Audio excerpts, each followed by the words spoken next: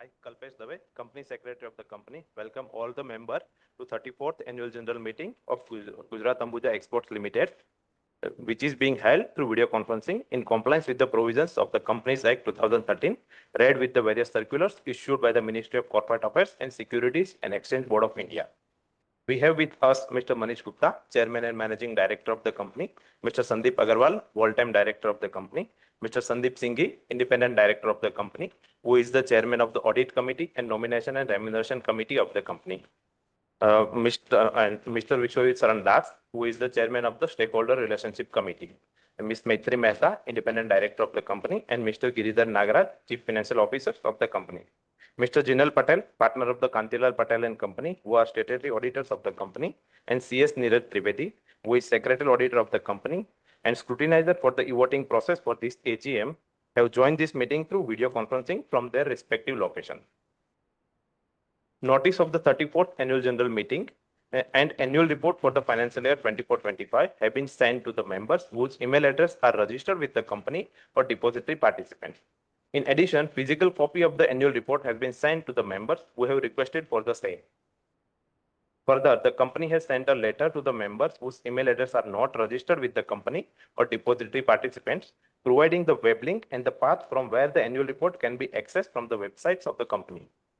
Now, I will brief the members on some general instructions for joining this meeting.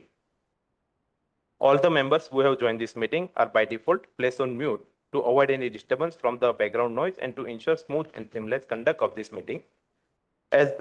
As per the provisions of the Companies Act 2013 and listing regulation, the company has provided e-voting facility through CDSL to enable the members of the company to cast their vote electronically. E-voting instructions are provided in AGM notice. Those members who have not casted their vote through remote e-voting can cast their votes through CDSL e-voting facility during the meeting. The document referred to in the AGM notice and explanatory statements, register of the directors and KMP, and the register of the contract or arrangement has been made available for inspection by the members. Once the question and answer session begins, the chairman will first answer those questions which were received in advance. Thereafter, moderator will unmute the members who have registered themselves as a speaker one by one. Each speaker member will get a chance to ask 3 questions only. Members are requested to note that the proceeding of this meeting is being recorded. Accordingly, you are requested to refrain from disclosing any sensitive personal information or personally identifiable detail pertaining to yourself or others which are not related to the business of this meeting. As requisite quorum being present, with the permission of the chairman, I declare this meeting to be in order. I now request to play a brief presentation of the company.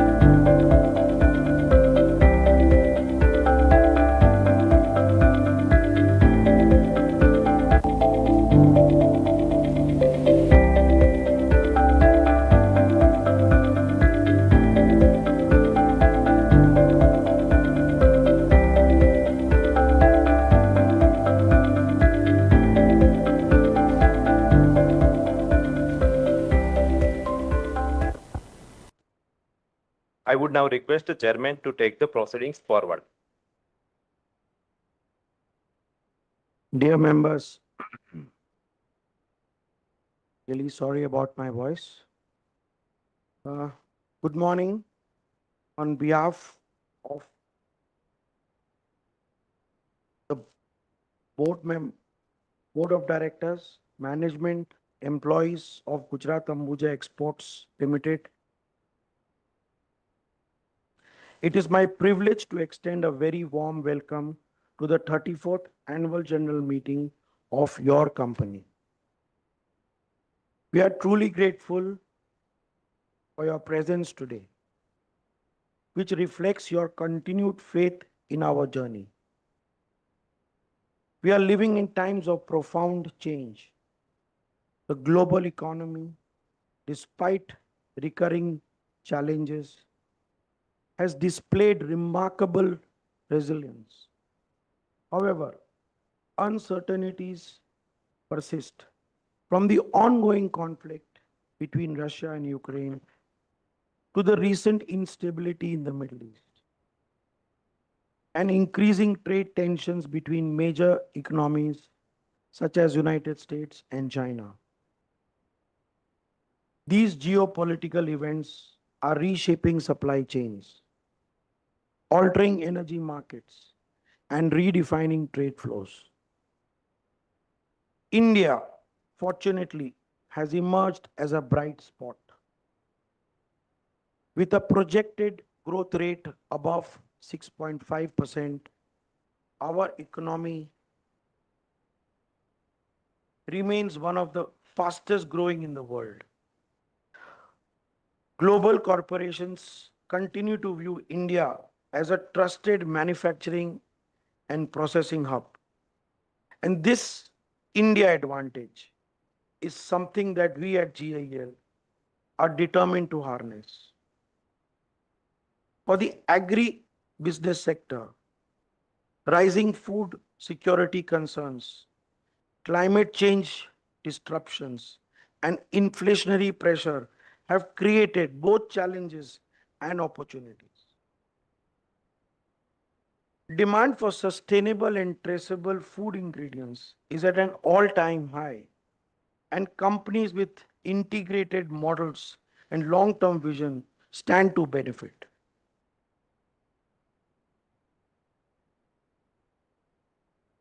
A particularly promising development in our sector is the remarkable rise in the corn cultivation and output across India.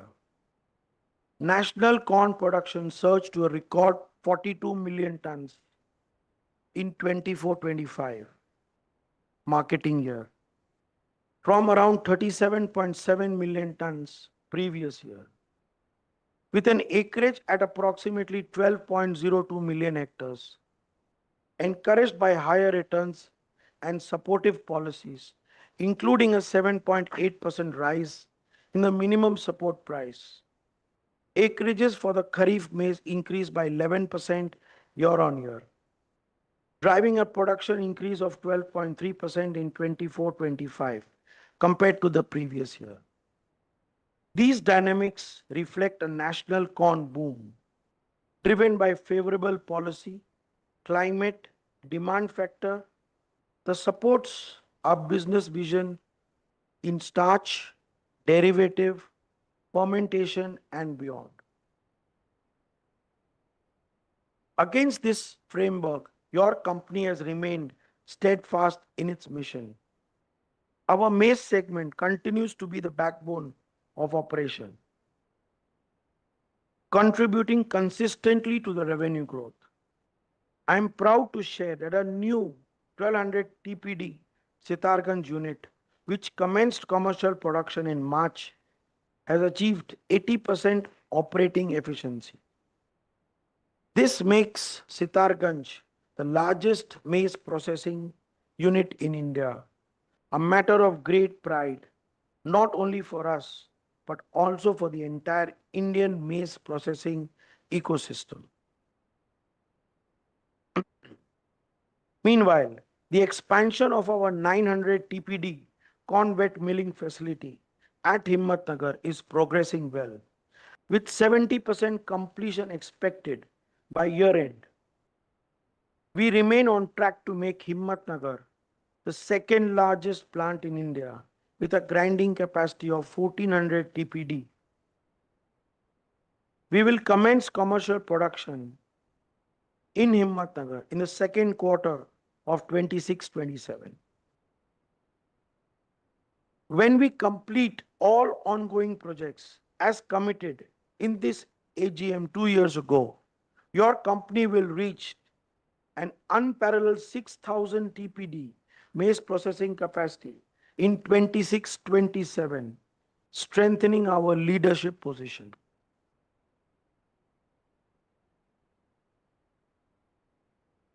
This year, 24-25, was one of both opportunities and challenges. Yet we delivered stable results. We achieved an operational revenue of 4613 crores, an EBITDA of 485 crore, and a net profit after tax of 251 crores. Our exports stood at 1,214 crores, a statement to our global reach. It is particularly noteworthy that we continue to be a zero debt company. In today's volatile environment, where interest rates and currency fluctuation unsettled many corporates, a prudent financial discipline ensures stability and long-term resilience. Sustainability remains a cornerstone of our strategy. With global debates intensifying around climate change, carbon neutrality, and responsible resource management, your company has proactively integrated ESG GHG framework into operations. Our vision is clear: to become the most sustainable ingredient provider in India.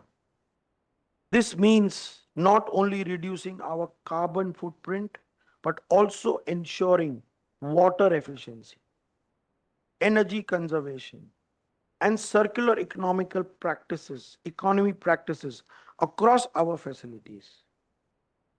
With over 4 decades of expertise in food processing, we have consistently adopted to the changing needs of the food, pharmaceutical, and feed industries.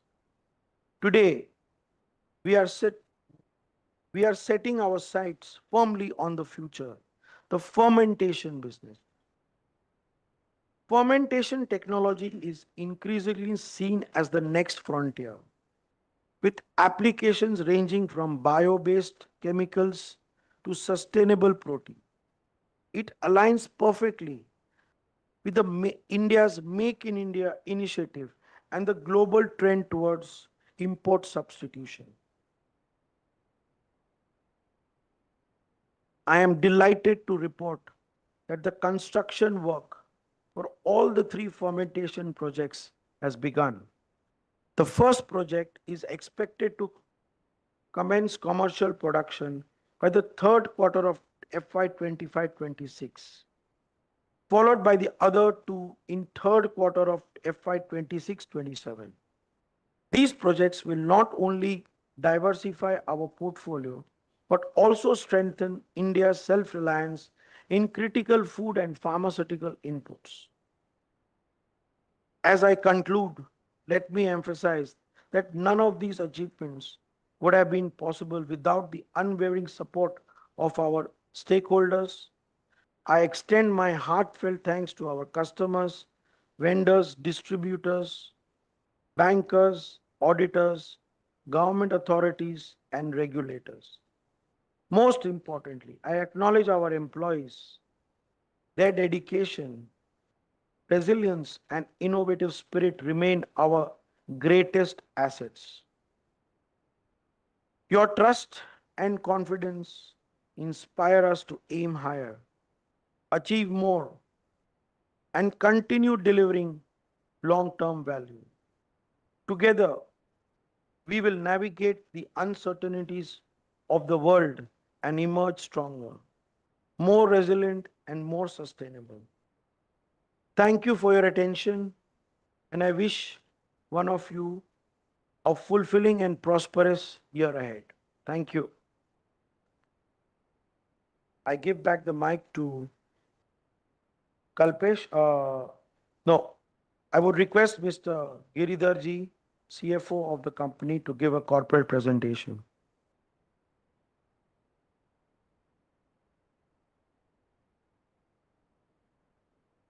Thank you, Chairman, sir. Good morning to everyone.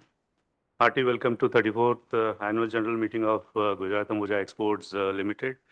First and foremost, I want to thank each one of you for your trust and belief in our vision and strategy, for which has been instrumental in our success. It's my privilege to take you through performance, progression, and prospects of the company over the past year. As you are aware, we are one of the major agro ingredients, aggregator, and predominant raw material resource to user industries like food, pharma, animal feeds, nutrition, confectionery, paint, cosmetics, paper, and edible oil.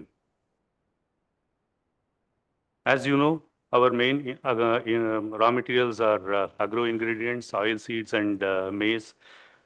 We have to nurture nature to ensure sustainable supply of all these ingredients to ensure consistency in our operations. We have agro ingredients processed in a best-in-class state-of-art technology, sustainably strengthening the entire supply chain. Our vision of progress is to be one-stop, one-tap, single-window solution center to agro ingredients, to be a global leader in the field. Mission of Nurture is to identify, adopt newer and optimal technologies, voluntarily conform to international quality standards, nurture and strengthen the entire ingredient supply chain, do so in a very secure, responsible manner so that it is sustainable, and foster superior quality as a state of mind.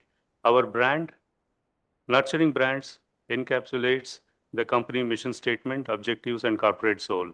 A brand needs nurturing, support, development, and continuous care to thrive and grow. We at Ambuja are endeavoring to shape this perception. We have multifaceted processes, multi-product portfolio comprising of corn processing, solvent extraction, edible oil refining, hydrogenated vegetable oils, atta chakki, cattle feed, renewable energy, and spinning.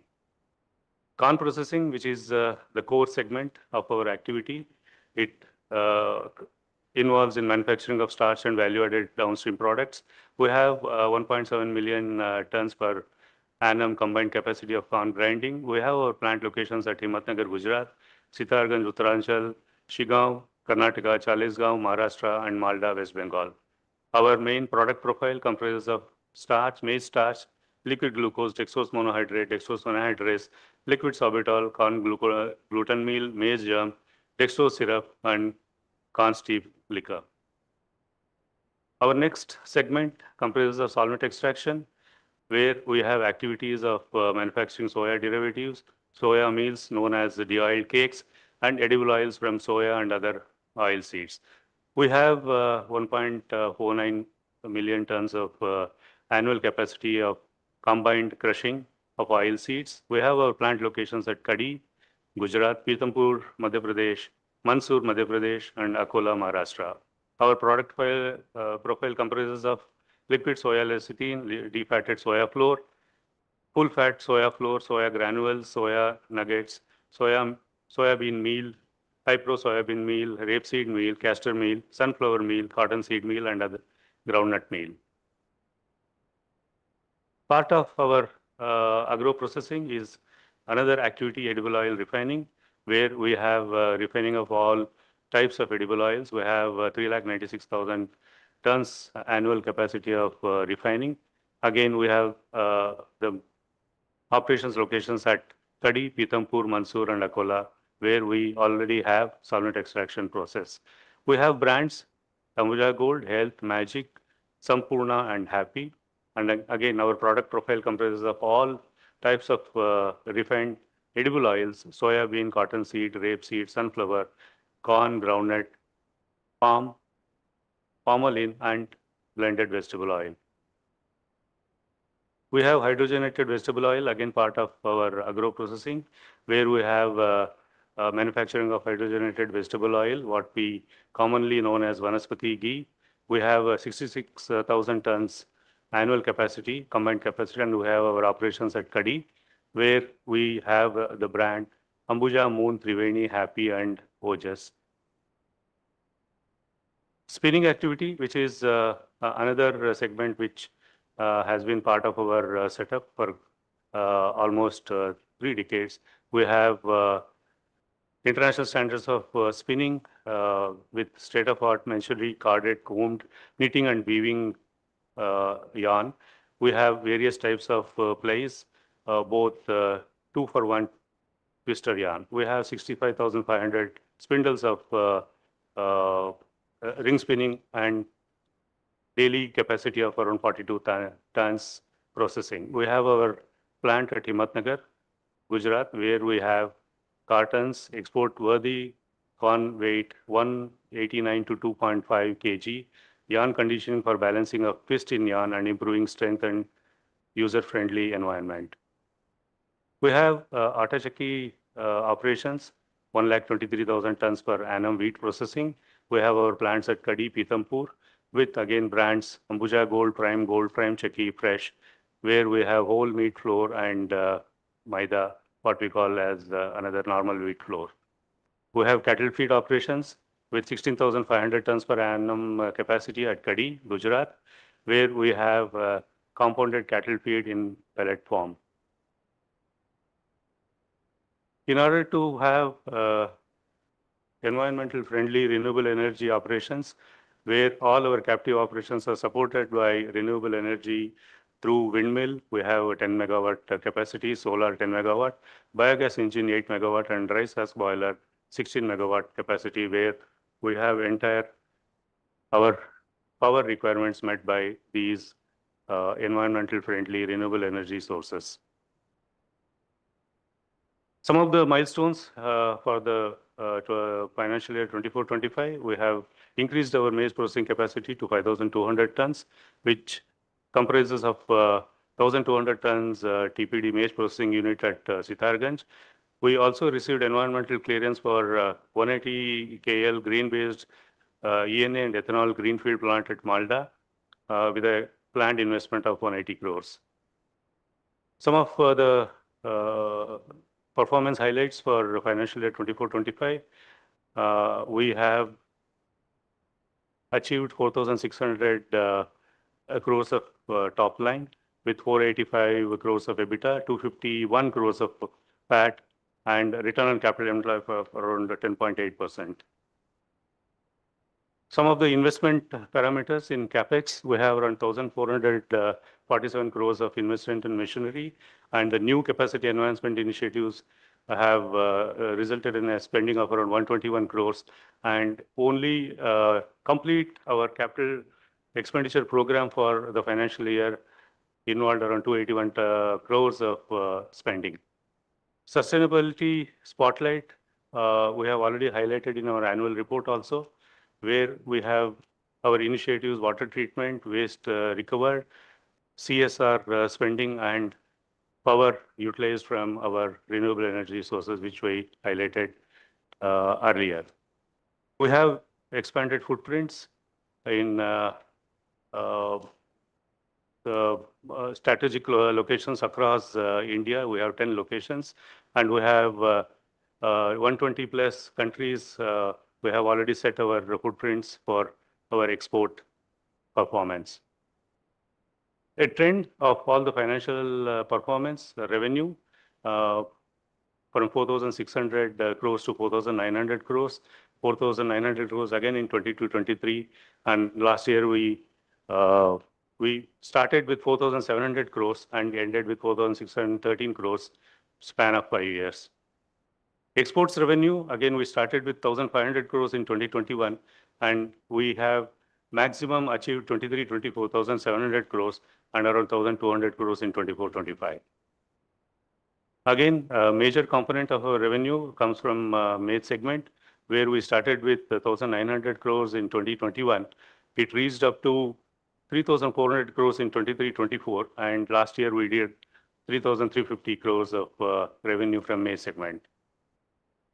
EBITDA margins, which normally ranges from 11 to 16%. 16% we achieved in 21-22, which is again one of the one-off years during the pandemic year. And normally it ranges around 12% of EBITDA. In terms of absolute value, we started with 561 crores in 2021, and we are almost achieving around 500 crores average every year, except where we reached 741 crores during 21-22. PBT and PAT, same trend we will see from 452 crores in 2021 to 343 crores in 24-25. The maximum being highest achieved being 638 crores in 21-22. And same trend we will see in PAT also. We started with 338 crores and ended with 251 crores in 24-25. The maximum, the highest achieved is around 475 crores in 21-22. Net worth shows a steady improvement from 1,600 crores. We have almost reached around 3,000 crores in 24-25 over a span of 5 years. As our endeavor to flow back all our internal accruals to CapEx, every year we have been spending almost around 150 to 300 crores. We started with 144 crores in 2021, and we have almost maintaining the same trend, which you'll be able to see the trend in all our new projects, where consistently we have been spending around 250 to 300 crores every year. Some of the significant ratios, our net worth outside liabilities remain consistently at a very stable level, with an improved ratio in the financial year 24-25, where we have achieved a better current ratio during this year, and our inventory, receivable and asset turnover ratio have been showing a very steady improvement, steady and stable improvement over the period of time. We have set up our footprints almost around 120 plus countries worldwide. Our slogan has been down to earth, but aiming to reach for the skies. And with this, I conclude my small presentation. And once again, thank you very much for all the support. And we continue to definitely expect a more steady and stable support from all of you for building a more stronger, sustainable and successful Ambuja empire. Thank you very much. Thank you, Girdhar. I hand over now to Chairman Sir to. Thank you, Girdharji, for this valuable presentation. Dear members, since the notice of the AGM and board's report are already circulated in advance, it is proposed to take them as read. All the resolutions mentioned in the notice have already been made available for remote e-voting. Therefore, the need for proposing and seconding the resolution at this meeting does not arise. Further, the statutory auditor's report does not contain any qualification, observation, or comment on financial statements for the year ended 31st March 2025. Hence, the same is not required to be read at this meeting. Secretarial audit report also does not contain any qualifications, observations, or comments. I would now request Company Secretary to take the proceedings forward. Thank you. Thank you, Chairman Sir. Now moving toward the question answers part. We have received a question in advance from the few members, which will be answered by Chairman. The first question is, what is the top line and bottom line outlook for the FY26 and growth expected from our new capacity? Thank you. So this financial year, we will be somewhere in the range of 5,300 to 5,800 crores in the top line. And export in the range of 1,200 to 1,500 crores. With the new uh, capacities added, modernizations done, we expect our biochemical division to have a top line between 3,700 to 3,800 crores. Thank you. Can you please explain the reason for drop in a revenue and margin in the maize segment? And please share some insights on how the margin and profit is looking for FY26. I think we've had a roller coaster year where inflation, maize, export demand have played on the margins, but with all the uh, bad news already in the picture, we expect the demand to be, the margins to be stable going ahead this year. We should have a better year compared to the previous years. Kindly explain the reason for the drop in the margin in the export revenue in the maize segment and impact of the China on the maize export. Did we lose market share in the exports and what is our plan for the next year? Yeah, export revenue was lower due to subdued demand in the international starch market. The impact of Chinese exports on our business has been small, minimal, but competitive pricing of tapioca starch did influence demand and price dynamics. Importantly, we have not lost meaningful markets. Going forward, we will focus on diversifying export market to newer territories, strengthening our customer relationships, and leveraging our cost efficiencies to remain growth momentum in 26. What kind of the export incentive are available now? Unfortunately, the export incentive for exporters in India are very small. We have road tap in the range of 0.4% to 2% and drawback of 0.15% to 0.3%. So it's a very small contribution for export incentives. How is the demand scenario for our product and is there any situation of overcapacity in the maize industry since the many players have expanded capacity in India? The domestic starch industry is for sure facing overcapacity. Your company has also increased capacities gradually. We are seeing pricing pressure and lower realizations.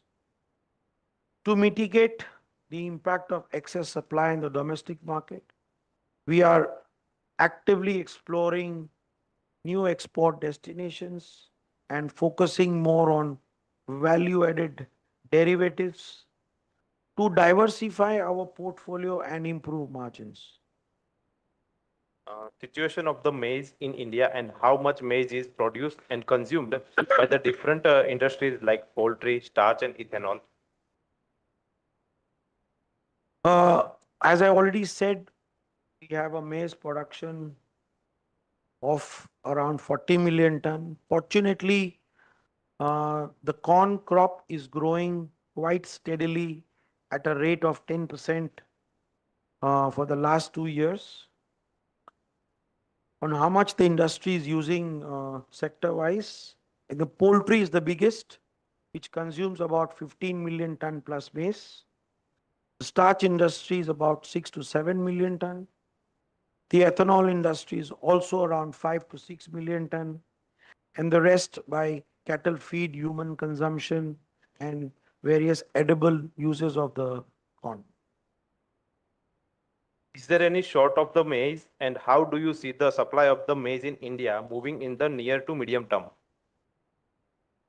I think we don't see a shortage of maize in India at the moment. Our farmers are really doing a very great job by increasing land acreages and the corn crop.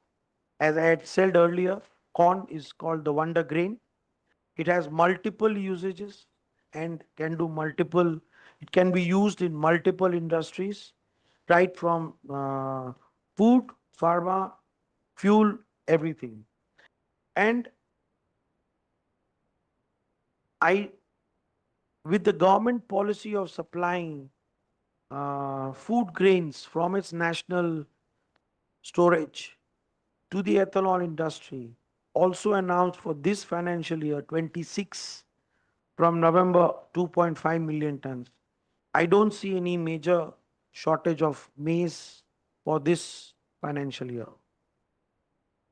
What yield improvements have been achieved at the new plant at Sitarganj versus old plant? And is there any efficiency gain from the new capacity in terms of the higher margin?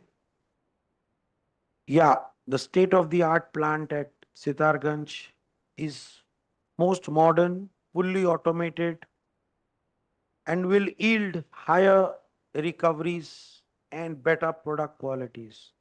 So we expect better margins from the Sitarganj unit going ahead. What are the steady state EBITDA margin for maize and agro division? I think you've seen the slides. We are in the range of EBITDA margin between 8 to 15%, while in the agro division of 2 to 5%.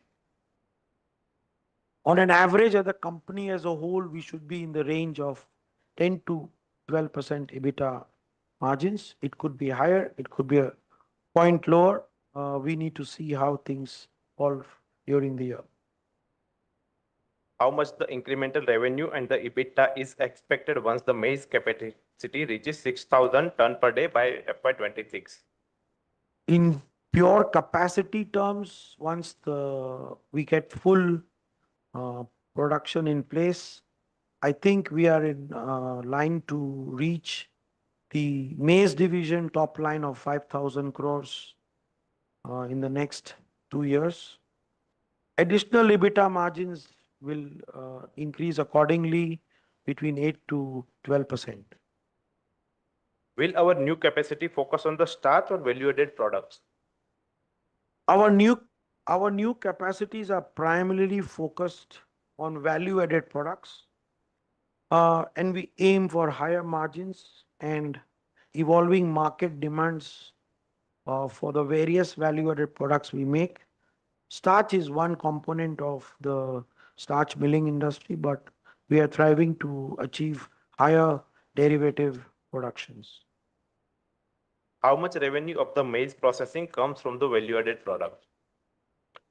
Currently, it's about 30 to 35%. We are aiming to take it higher to about 40 to 45% in the times to come.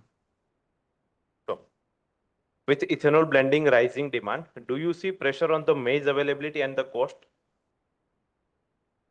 With the steady increase in the maize crop, even if the ethanol industry consumes 5 to 7 million tons or 8 million tons, I think our country has done a great job by increasing the corn production from 30 million tons to 40 million tons already. And by 2030, we expect this to go to 50 million plus. So I don't think there is a cap on utilization of maize by the ethanol industry, maybe max 10 million tons. So I don't think we will be under pressure unless we have a real bad monsoon or a bad crop. With the steady prices of maize, the farmers are inclined to grow more maize in the coming years. What are the impacts of the US tariff on our company? Can we import US corn and export derivatives to USA duty free? Yeah, this is a very strong question. I think First of all, to answer your, we cannot import US corn because it is GM corn. We are proud that Indian corn is 100% non-GMO. India is one of the very rare countries to still have 100% non-GMO corn, and the world needs 100% non-GMO products made out of corn. So we do not see imports of US GM corn. Can we export derivatives? We have been exporting our derivatives from 100% non-GMO corn. The US market will continue to import our derivatives into the US market with current 50% export tariffs. For sure, the volumes will come down, but we are confident that these tariffs may not last for long. Uh, Even if it is reduced to 25%, we should be okay to export bigger and stronger volumes to the US in the coming years. What is the GL current market share in the maize processing industry? I think with the expanded capacity, we will be over 30% in 26. Currently, we could be around 25, 26%. What is the status of our three fermentation project, and who are our global peers who manufacture these products? Uh, Our fermentation products, both in GAL and wholly owned subsidiaries, are progressing very well as per schedule. It's a new leap the company has taken, investing, as I had said 2 years back, over 1,000 crores. As promised, we are on the track. Our first fermentation plant is going to start in third quarter of 25, and the balance two in 26. So we are all set to start this new journey of fermentation in GAL and the subsidiary. How much of our corn starch would be consumed in-house for the fermentation, or these are the completely unrelated to our starch business? No, it is totally related. Our fermentation plants will secure starch 100% from in-house. That is our leverage. That is going to be our cost effectiveness. And that's the reason we have put fermentation plants at our starch manufacturing sites. In last year's AGM, we were not too keen on the ethanol projects as we thought it was a crowded market. What changed our mind, and we are looking to invest ethanol projects further? We have not really changed our mind. We have got environment clearance for E&A and ethanol. If you would read it, it's E&A and ethanol. We are still discussing when to start. We don't think it is. We already think it's a quite crowded market. So we are exploring how much we can depend on E&A and put the plant. So you will soon have the news on the same. How do the dynamics work in our agro processing segment? What factors should be focused on understanding the cyclicity in this segment? The agro processing segment is dynamic. It has higher top line, lower bottom line. Your company has always strived to have a higher bottom line compared to the peers. It's a cyclical business, and it impacts margins if we do not have proper sourcing at the right time. But we are confident again in this. Indian soybean meal is again 100% non-GMO, and we expect larger exports to happen from India, because India is one of the rare countries now left with soybeans of 100% non-GMO. Our government is not yet allowing GM soybeans to come in the country. I think this will help us to export more 100% non-GMO soybean meal for food, for feed, for human consumption in the years to come. What leads to improved profitability in agro processing segment in FY25? I think there was a higher demand for the meal and better export demand for 100% non-GMO high protein soybean meal from the European market. And we expect this higher profitability to continue in 26 uh, as well from the agro processing division. What is the long-term plan for the spinning and power division? Our power division is playing a vital role in sustainability, our green power. So we have a good future on the same and we will continue to expand. The spinning, we don't have any plans to expand. We are trying to sustain as long as possible. Maybe in the years to come, we would take a call whether to modernize or to uh, stop. We have still not taken any final decision on the same. Status of the maize seedcam projects, capex done till today for the MCL, and the economics of the fermentation business. We have spent over 50% already committed for the MCL project. And economics of the fermentation business, we will be known once we start. But we are very confident that all the fermentation business will increase our bottom line substantially and will give shareholder value in the years to come. What is our employee strength? We have permanent employees of, I think, more than 2,500 in GAL.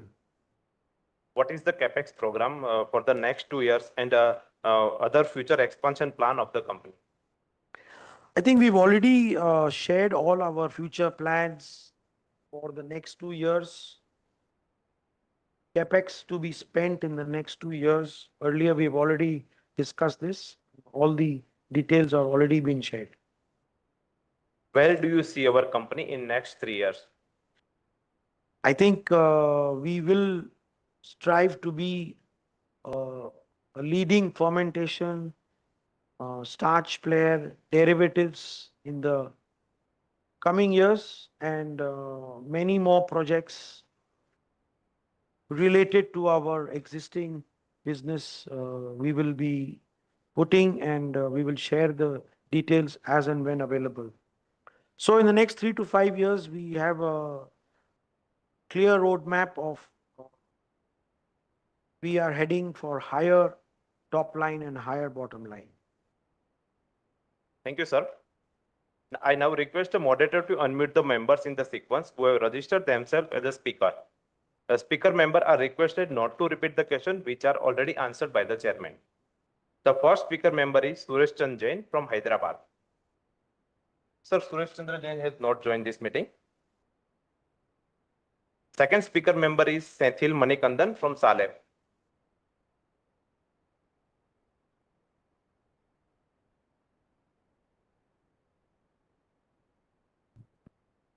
Hope I'm Mr. audible. Senthil, Hope I'm audible. Sir, am I audible now? no, your voice is very, very low. Can you please speak loudly? Yes, sir. Now is it audible now? Yes, it's audible now. Good morning, sir. Is it audible? Yes. Yeah. Thank you, sir. Thanks for the opportunity. Thanks, Chairman, sir. I think you have deeply explained about all the businesses and what's happening in the market. Sir, just a couple of questions in addition to what you explained. First, sir, the domestic market, if you can share what has been the realization drop last year. That could be my first question. And second question is with respect to the fermentation business. So if you can share some details in terms of what's the capacity being created, and in terms of scale, how will this fermentation project will compare with the Chinese players, or who will be our major competitors globally in the fermentation projects? So that will be the second question.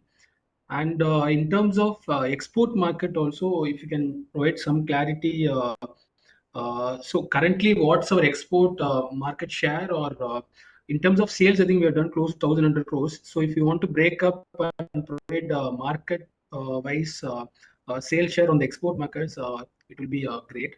And last question, just on the margins.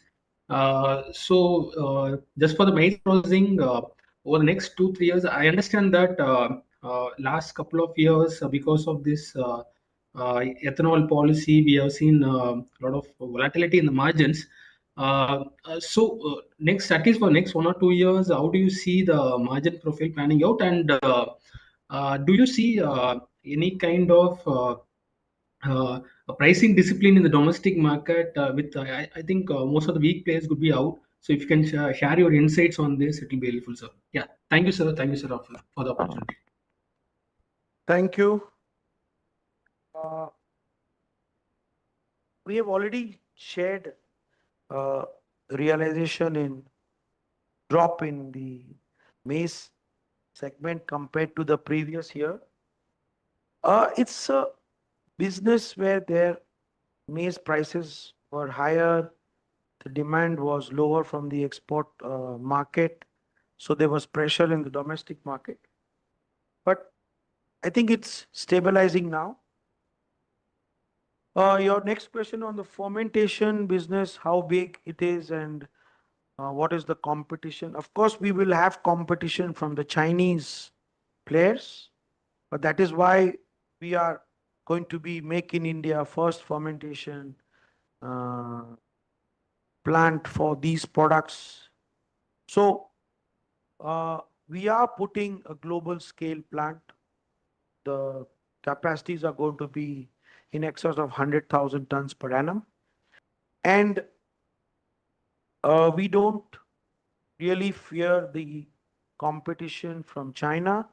We are well positioned to produce international quality products for the Indian market.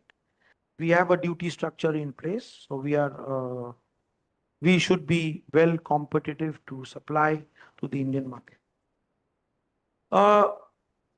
The export markets was slow because of the Chinese exports started of starch suddenly after 3 years. So we are repositioning ourselves, newer markets, competing with the Chinese players.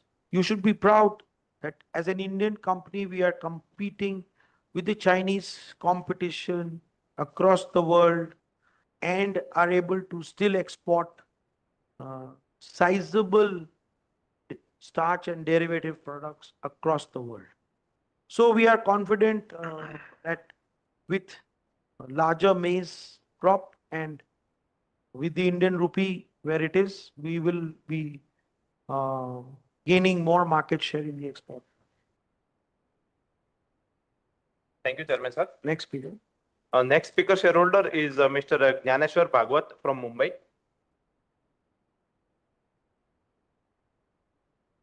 Jnaneshwar ji, your voice is not audible. Hello, am I audible, sir? Hello, can you hear me? Yes. Hello. Yeah, thank you very much. Yes. Respected Chairman, Board of Director, this is Jnaneshwar K. Bhagwat from Mumbai. First of all, good afternoon, good morning to all the board members and also different shareholders, those who are attending for different locations. Sir, respected Chairman, Board of Director, I should say thanks to the Company Secretary Kalpesh Dave for sending me the soft copy as well as hard copy of the AGM well in advance, which is full of information and fact figure are very easy to understand. So I thank you, sir, and his team. Secondly, he said, sir, he has drafted such a beautiful, excellent, informative, and colorful with all the data required by the shareholders. He has done excellent work. Sir, again, thanks to him, sir. Thirdly, I support all the decision. Fourth, about the financial part, the chairman has given all the picture of the company for coming 2026 and 2027. So, sir, no question about the financial part. Fifth, whatever the question I have asked, the chairman has given all the answers. So I doesn't want to repeat those questions. Only have the one question. The question is that what problem will you face in domestic as well as international market for our corn business? That is only the question, sir. Rest for coming festival like Ganesh Chaturthi, Diwali, and Dashera. I wish good luck and thank you very much for allowing me to speak. And sir, thank you again for allowing to speak. Thank you, sir.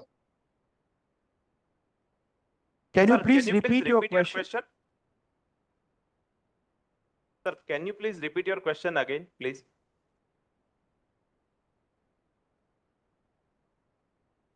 Jnaneshwar ji, can you Okay, please sir. repeat your question? Sir, I want to know that what problem we face in international as well as domestic for corn business. Nothing much, sir. This is the only first question, sir.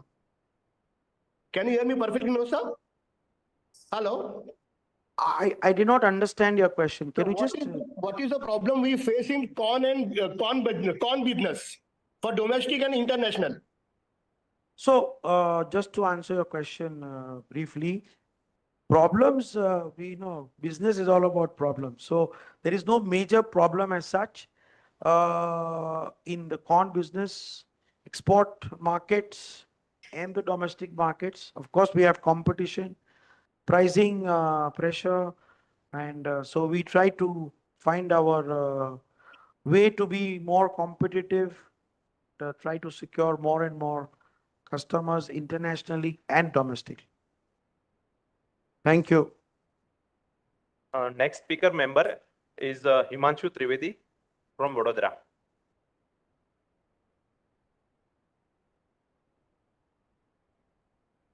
Himanshu ji.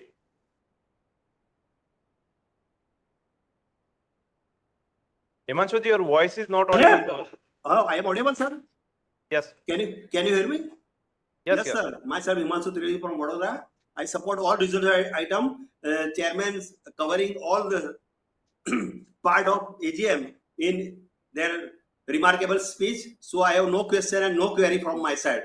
I thank you for coming financial year and festival, sir. Thank you to allow me to speak, sir. Thank you, sir. Thank you. Thank Himanshu you. ji. Next speaker member is Anupam Sahani from Ahmedabad. Anupam ji. Anupam ji, your voice is not coming to us. Am I audible now? Yes. Yeah. Thank you. Good afternoon. While my question was partially answered, just if you can unbundle, the drop in maize segment margins, and what is going to change? Are you saying that the raw material prices or the maize prices are expected to reduce because of the increase in production, or is it because of the increase in product prices? Thank you. Good question. So we are seeing a drop in maize prices slightly. We expect better operational efficiencies. And I continue to say the margins for the maize segment is going to be in a range. The lower range is 8%, the higher range is 15%. So depending on the markets, the domestic demand, I think we are at the bottom end of the curve. Everything looks to be brighter going ahead, and we have record capacities already installed. So the change is going to be slightly in the maize price. The domestic demand is going to increase. We have a wonderful monsoon, and export market, which is slow, should improve in the coming months and coming years. Thank you. So next speaker member is Mr. Aditya Khandelwal from Mumbai. Aditya ji. Aditya Khandelwal ji. Hello, am I audible? Yes, you are audible. Yeah, thanks for the opportunity. So first question was on the maize segment. So if I look at the history of the company, we have seen this cycle happening where the maize margins generally drop for 1 or 2 quarters and they generally come back again to the normal levels. But earlier the issue was the higher maize prices because the maize crop used to be getting affected because of weather condition. But if I look at the situation currently, you think the maize margins can come back, quickly even in this scenario where the problem is not just on the maize prices, but also there is overcapacity in the industry. China also coming back, so the exports have also been taking a hit. So if you could just give a background, do you think the margins should revert quickly as it used to happen previously, or do you think this time it will take a little bit more time, and with some capacities have to shut down to get back to a normal level of margins? So first was on this. So second on fermentation, if you could just provide what kind of products are you going to produce, and in what segments are they going to go into? And would it be fair to say that we would be competing with global players like Ingredion and Tate and Lyle, just to have some understanding over there? And sir, lastly, we had a technological partner for this fermentation project. So are we going to be giving any technical fees or something like that to compensate for their expertise which they are giving to us? Thank you. So I'll answer your part one question first. So the return of higher margins could take uh, slightly longer time compared to previous quarters. The maize prices are down, but yes, the finished product prices are also under pressure because of oversupply.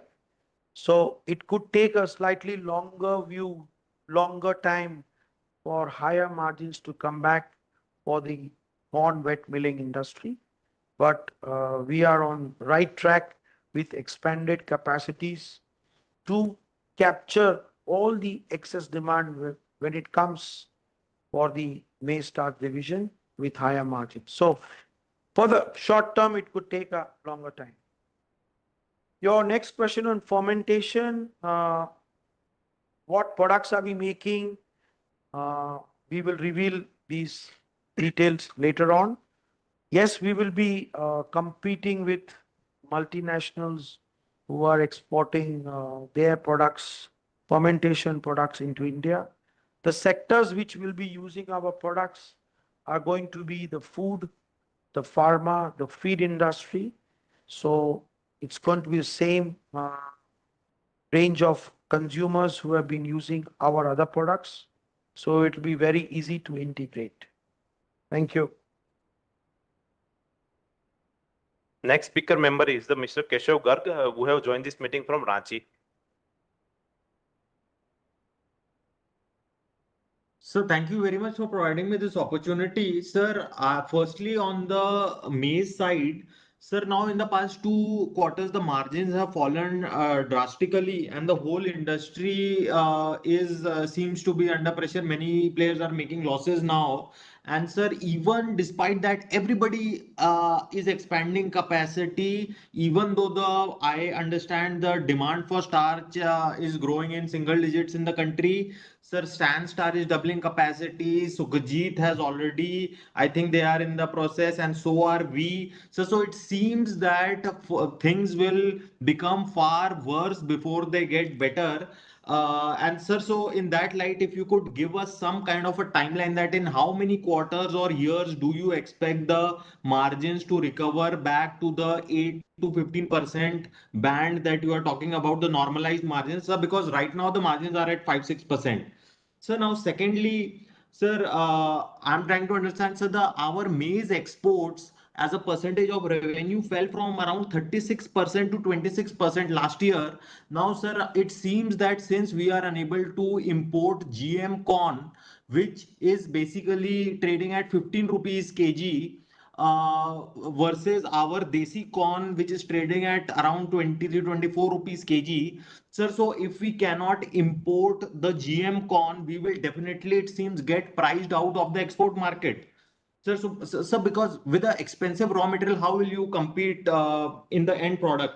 Sir, so that being the case, it seems that the glut in the domestic market is set to become worse. Now, sir, as far as the fermentation division is concerned, sir, when will the revenues begin? Sir, in FY26, what kind of revenues are expected from fermentation? And in FY27, what revenues are expected? And sir, out of the 6,000 ton per 6,000 TPD maize grinding capacity that we will reach next year, sir, once our full fermentation capacity comes on stream, then how much of the 6,000 ton per day maize grinding capacity will be used in the fermentation side? Sir, also, sir, what kind of IRR do you expect in our fermentation foray as well as the ethanol plant foray? Sir, so these were my main concerns, sir. So, and sir, lastly, also, sir, in the annual report, there is some bifurcation of revenue is given, wherein, sir, starch is roughly 33% of our total revenue, and other maize products are 31% of total revenue. Liquid glucose is 7%, and gluten is 4.3% of total revenue. So, which basically means that 75% of the total revenue is coming from the maize division. Sir, so it seems that majority of the maize segment revenue is coming from non-starch products. So are all of these non-starch products high value added items, or they are some low value items also in the non-starch part of the business?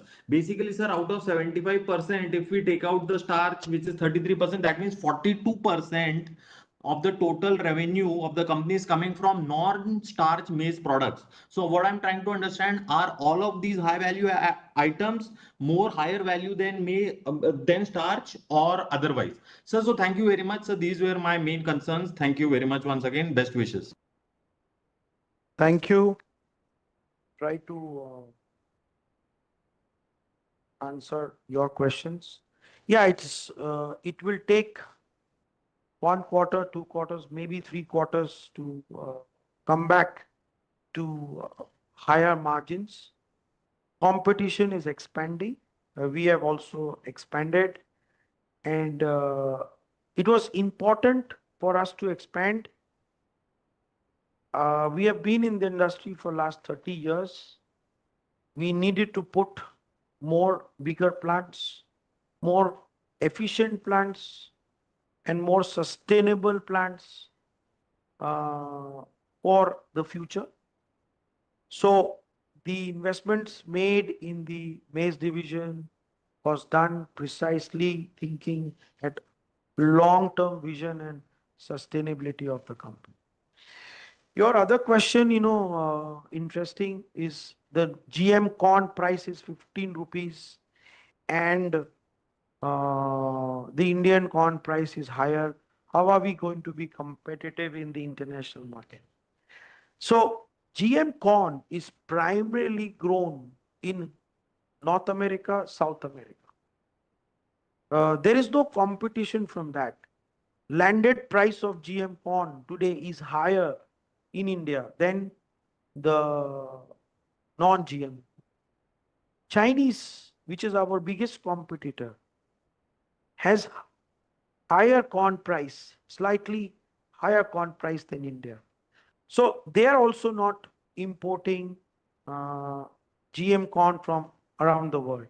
China has a domestic corn price, domestic corn, which is partly GM and partly non-GM. And they do not import substantial quantities. They also protect their farmers. So the price in China for corn is higher than the Indian price. So as far as the raw material competition is concerned, we are well placed against China for the base price, which is raw material.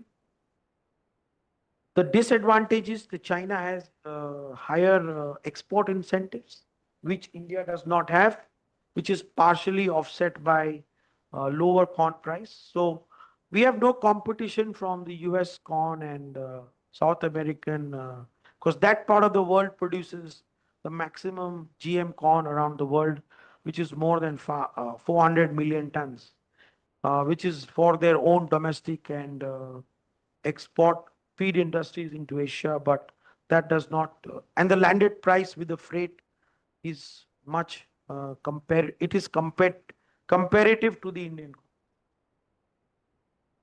So revenues expected from the fermentation once it starts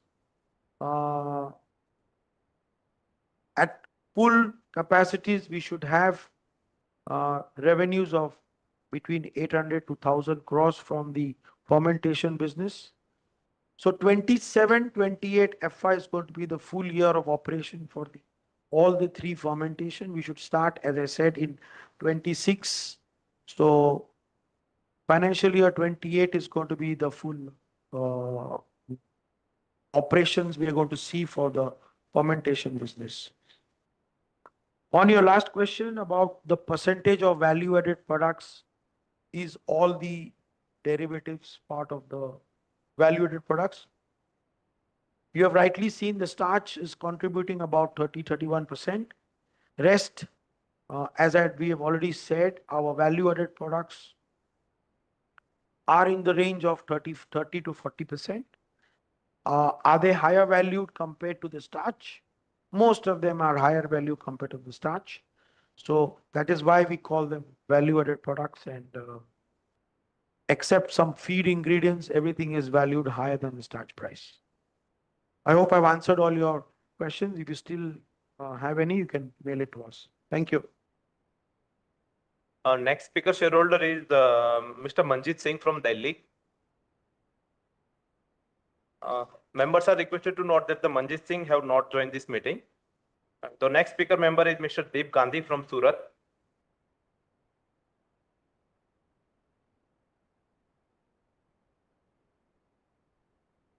Mr. Gandhi.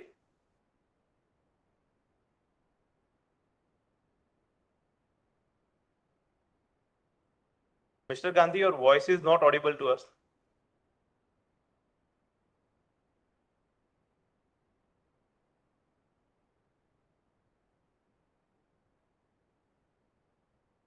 So, Mr. Gandhi, your voice is not audible to us. If you have any question that has not been answered by the chairman, you can write to us on our investor relationship ID. If any of your question has not been answered during this question answer session, you may write to us. CS Neeraj Trivedi, practicing company secretary, has been appointed as a scrutinizer for conducting e-voting process in fair and transparent manner for this meeting. The e-voting facility will be available for next 30 minutes for those members who have not yet cast their vote. The meeting shall stand concluded at the end of 30 minutes. The combined result for the remote e-voting and e-voting during the AGM will be displayed at the registered office of the company and will also be placed on the websites of the company. The result will also be submitted to the stock exchanges as per the relevant provisions of the Companies Act and the listing regulations. On behalf of the company, I extend my sincere thanks to our respected chairman, the board of the directors, and all the members present for their valuable time, active participation, and continued support. With the consent of the chairman, I now announce the closure of proceeding of this 34th annual general meeting of Gujarat Ambuja Exports Limited. Thank you. See you next year.